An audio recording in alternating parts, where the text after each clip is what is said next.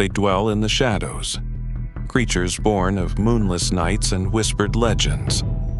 Immortal beings cursed with an unquenchable thirst, walking the fine line between life and death. They are the undead, the Nosferatu, the vampire.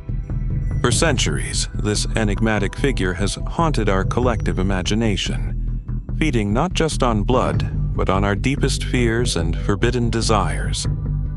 But where did this powerful myth truly originate? Is the vampire merely a relic of folklore, or does something deeper, something more tangible, lurk beneath the surface? Join us as we journey into the heart of darkness to unveil the enduring mystery of the vampire.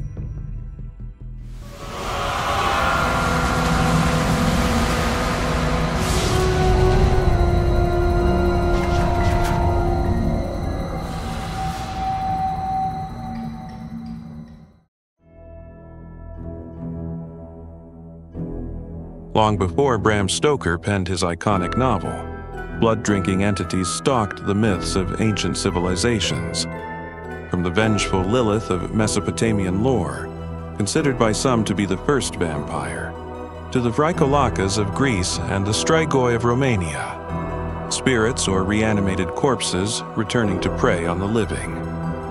These weren't the suave aristocrats of later fiction. They were often grotesque, disease-ridden figures embodying primal fears.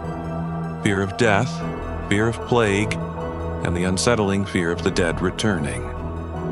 Folklore across the globe offered chillingly similar descriptions. Beings draining life force, associated with the night, and often requiring specific rituals to be stopped. These ancient tales laid the foundation, planting seeds of terror that would blossom centuries later.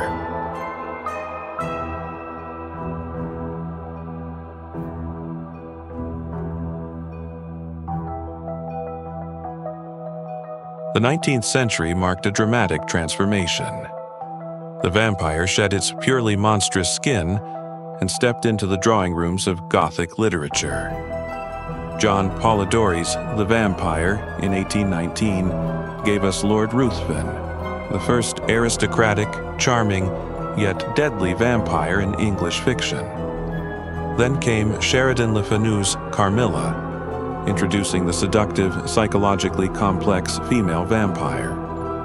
But it was Bram Stoker's 1897 masterpiece, Dracula, that truly codified the modern vampire myth. Count Dracula, sophisticated, ancient, powerful, capable of shape-shifting, commanding creatures of the night, yet vulnerable to sunlight and holy symbols.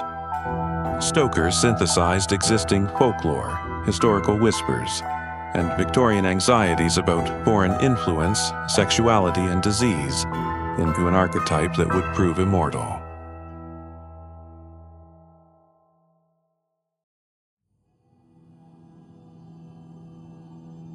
While no historical figure was actually a supernatural vampire, some cast long, dark shadows that fed the legends. Chief among them is Vlad III Dracula, the 15th century Wallachian prince, also known as Vlad the Impaler. His documented cruelty and penchant for impalement earned him a terrifying reputation that Bram Stoker borrowed for his count's name and Transylvanian roots. Similarly, the Hungarian Countess Elizabeth Báthory, accused in the early 17th century of torturing and murdering hundreds of young women, became posthumously linked to vampirism, with later legends claiming she bathed in her victims' blood to retain her youth. While history separates fact from fiction, the brutality of these figures provided fertile ground for the darkest aspects of the vampire myth.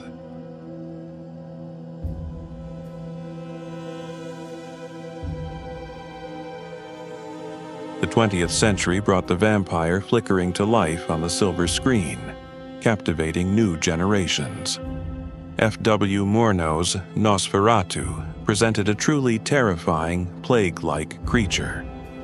Then came Bela Lugosi, whose suave, hypnotic portrayal defined Dracula for decades.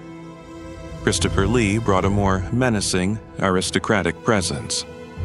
As society changed, so did the vampire.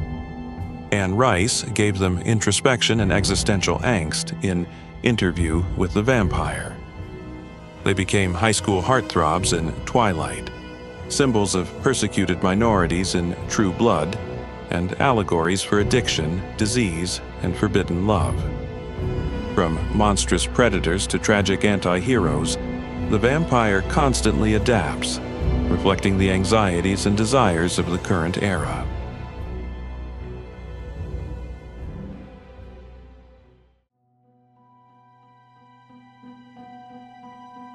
Could there be a grain of truth hidden within the folklore?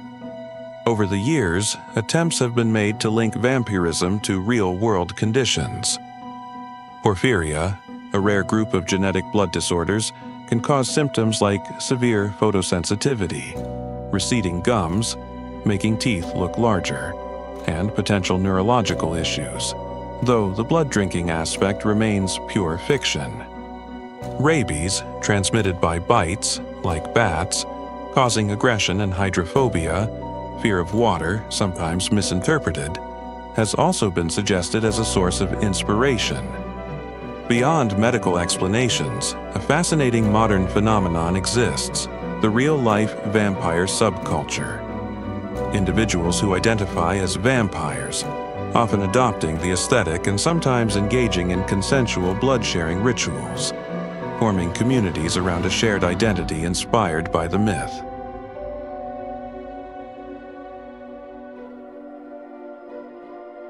So, what is the vampire? A folk memory of disease and death? A literary creation embodying our fears and fantasies? A reflection of historical cruelty? Or perhaps all of the above? The vampire endures because it taps into something fundamental within us: the allure of immortality, the fear of the predator hidden in plain sight, the fascination with the forbidden, the eternal dance between darkness and light.